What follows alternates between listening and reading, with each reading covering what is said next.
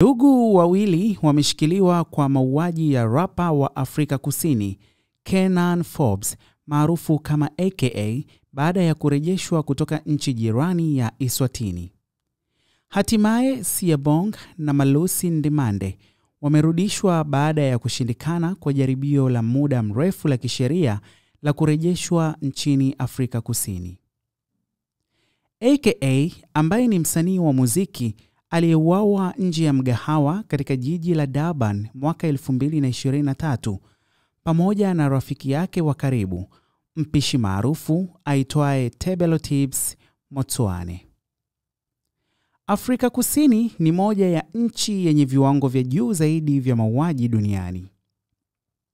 Ndugu hao watafikishwa mahakamani na watashtakiwa na wengine 5 ambao tayari wako rumande mpaka kesi itakapoanza. Pia wanakabiliwa na mashtaka ya kujaribu kuua na kumiliki bunduki kinyume na sheria.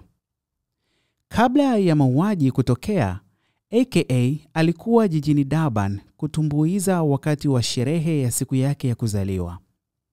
Polisi walitaja shambulio hilo dhidi ya watu hao wawili kuwa ni shambulio lililoratibiwa, ingawa inaaminika Forbes ndiye aliyekusudiwa, huku bado haijafahamika nani aliyefanya mauaji hayo. Ndugu waitwao Ndimande watarejea tena mahakamani Novemba 25 kwa ajili ya kusikilizwa kwa kesi hiyo.